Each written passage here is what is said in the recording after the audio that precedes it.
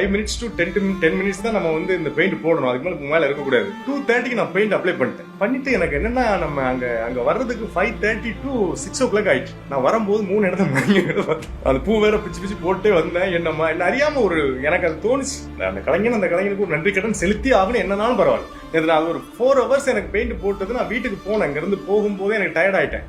இங்க இருந்து போகும்போது எனக்கு கொஞ்சம் உடம்புல எனர்ஜி லோ ஆகிட்டே இருந்துச்சு.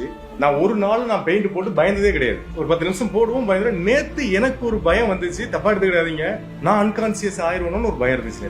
அப்படி விழுந்துருவோமோ நம்ம அப்படின்னு எனக்கு நேற்று ஒரு பயம் வந்துச்சு. ஆனா அந்த 4 hours போட்டு ரொம்ப ஆபத்தானது விஷயம். நான் அது போயிடும், உடம்புக்குள்ள போயிடும். அப்புறம் வீட்டுக்கு போய் ரெஸ்ட் எடுத்துட்டு சரியாயிடுச்சு. எந்திரிக்க முடியல.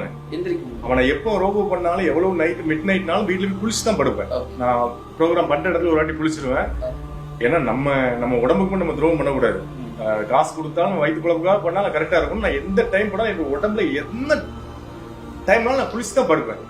நேற்று நான் குளிக்கும் பொழுதே என் உடம்புல பெயின் போகல.